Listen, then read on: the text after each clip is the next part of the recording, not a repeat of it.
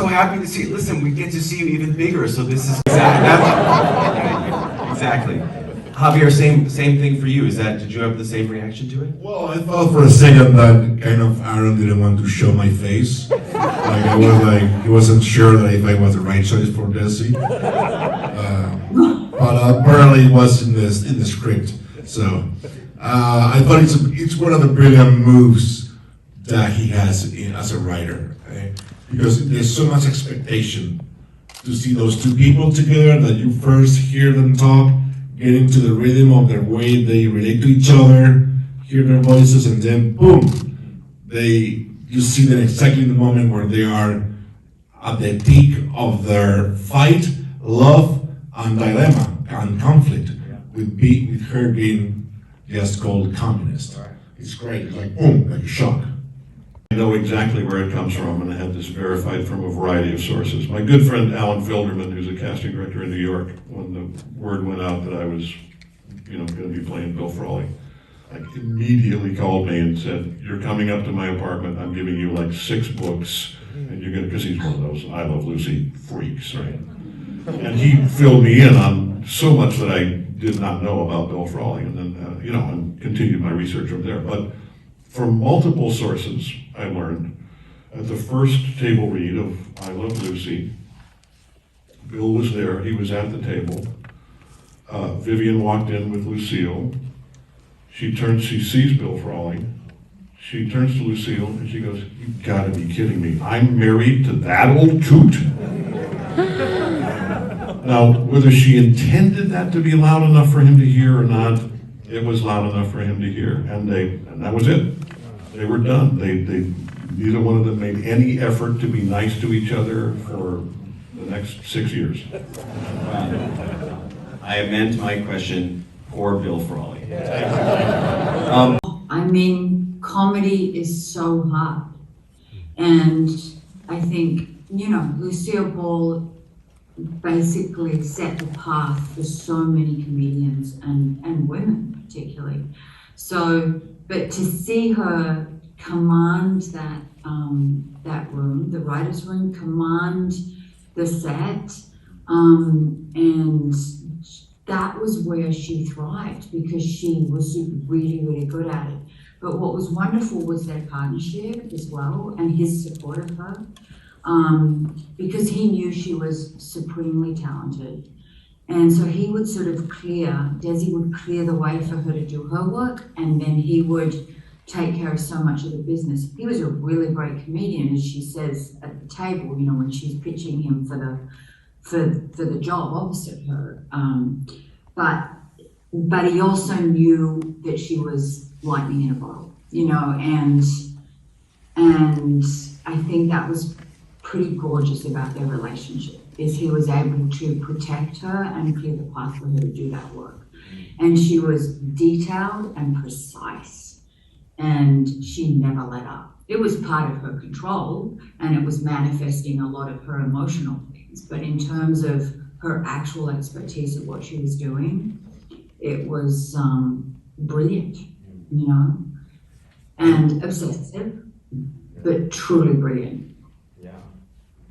Javier, from your point of view, the psychology of... I just follow the guideline of the script, meaning it's so well written that really gave us, I think, lots of clues of where to hang on, since we were playing the real people behind the characters and not the icons, the iconic characters. And then from there you go and read and watch the shows and do all your stuff. But basically what I was more interested is in trying to capture the essence, the energy of his, which is an energy that I think is very powerful. He was very powerful. And he will be like one piece kind of person. Like he won't play games, he won't hide anything, he will be just that.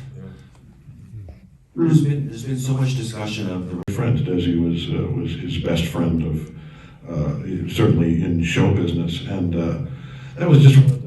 This was a rare example for me. When I first read the script, I immediately went back and read the whole thing over again because well, first of all, you're always reading from your character's perspective, right? When you're reading a script for the first time, and I was aware of every gift that he was giving, me if I was going to be playing Bill Frawley. And then the second time through, I was seeing all the gifts that he was giving to everybody repeatedly, including, that moment of vulnerability for Desi, and that moment of kind of surprise that both Desi and the audience, I think, are surprised that Mr. Anti-Commie is like, yeah, well, I dislike the committee more, or I like the committee less, or whatever, however the maestro wrote it. And I got, you know what, I'm gonna edit, we love editors.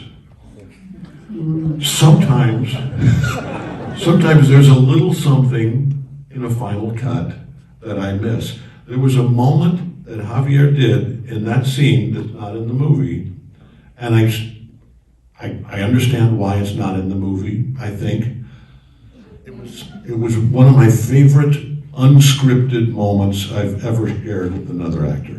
When Desi, confesses, I get scared, this is what happened when they came and they killed all the animals. He says, this whole thing could be over, believe me, I get plenty scared. After he says that line, just before he turns to walk out, he goes, right? You gotta be a tough guy. Don't tell anybody. We're the tough guys. We can't tell anybody that we are ever vulnerable. That was a beautiful beat. Javier, was that one take, or did you do that several times? I think it was a couple of takes. I think you did. Well, we only did 2 or 3 takes on the vast majority of this, yeah. Yeah, I remember leaving that scene, and I have to go walking, and when I walk, he will stay alone on the stage, and I will be near Aaron, who was in the seat in the chair. And he looked at me and I said, I just played a scene with J.K. Simon. That was the highlight. I mean, I swear to God, he was like, I just played a scene. Thank you. That's how I feel when I get to interview him. I get it. Is anybody videotaping this? I gotta play that for my wife. I mean, you guys in this audience may already know this, but I mean, this movie, they only just started shooting it in March of last year. So a lot of the movies that are kind of up for the Oscars this year shot in like 2019 or maybe at the beginning of COVID if they were lucky. Like they just finished this yesterday and they're nominated for Oscars. It's pretty Holding my own, trying to just hold it, and then suddenly Aaron was like, we got the scene. And I'm like, hold on, we've only just started. And he's like, no, we got the scene. And it was like 2 o'clock in the afternoon, and JK and I were like, did we get it? But I love that that he was so definitive, because what had happened is I think all of us had shown up so prepared. We'd done so much work prior to arriving, which is a great way to approach a film, because you come in and there was no room. You just had to start from take 1 onward, because we all got the message very quickly that there was not enough time, not enough money, we're in a pandemic, and we were just gonna have to hustle.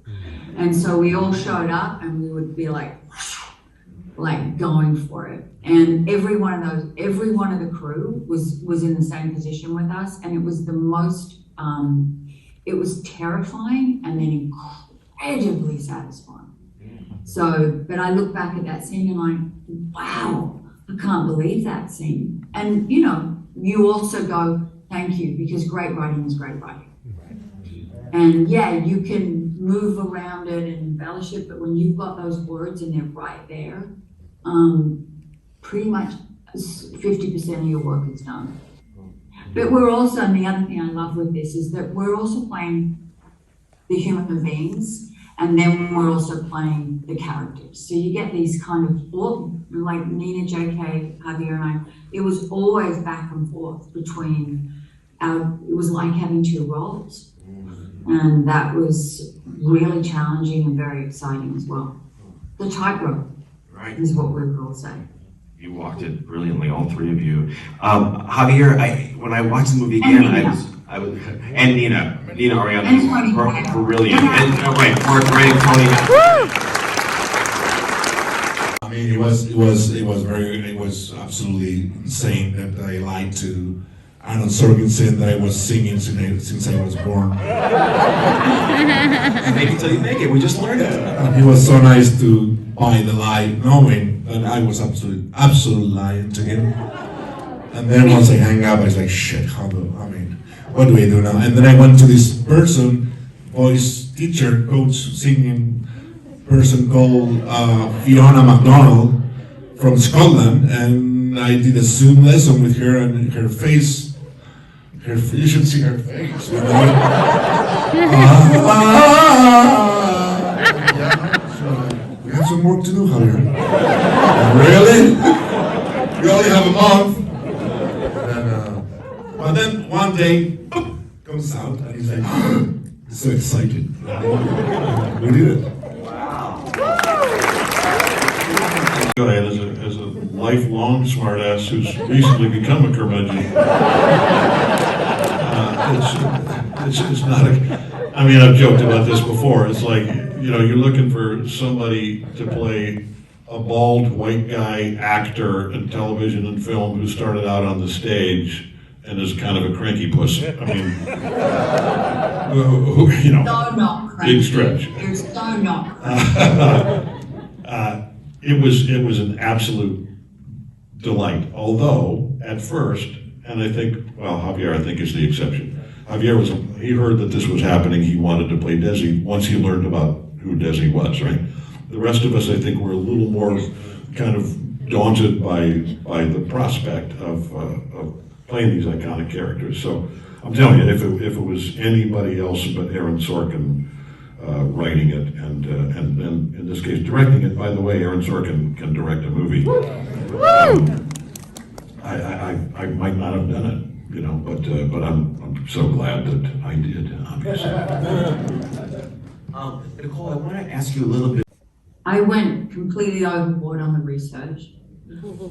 I just did. I jammed. I watched everything. I had an incredible dialect coach who just slowly and methodically sort of brought me to both Lucy Ricardo's sound and Lucille Ball's sound, because they're different.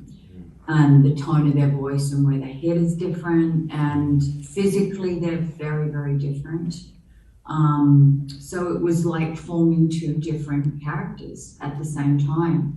And so I just put in hours and hours and hours a day. And it was during, the pandemic. We would, as Javier said, Zooming with everybody because that was the only way to do it. But that was the luxury of that as well, is that there was the time. When we got there wasn't any time to rehearse or anything.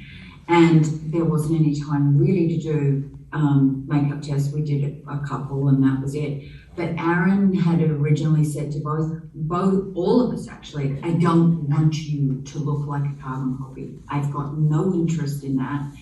And I kept challenging it because I was like, please, there's great people that can really help me to transform. And he was completely immovable on that. And it was kind of frightening because I was like, wow, help. So then I just had to rely on, as Javier said, essence, and trust Aaron, and come up with a semblance, but not try to, not mimicry. And I'm so glad that he pushed for that, because that forced me to find her humanity as a human being. And I fell madly in love with her as a human being, because she was pretty exquisite and really, really human, because she was strong and tough and vulnerable and fragile and needy and demanding, and she ran the gamut, But she was a woman. She was a great woman, and she set this trail for so many of us who are sort of just, following like this in her path. But thank God she did it, and she did it brazenly and unabashedly.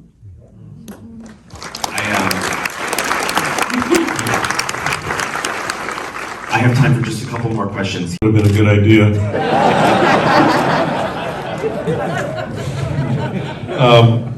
We actually, when it kind of was coming down to maybe we're both getting these offers to play these characters, Nina and I were both working on Goliath, the fourth season of Goliath together, where our characters finally met.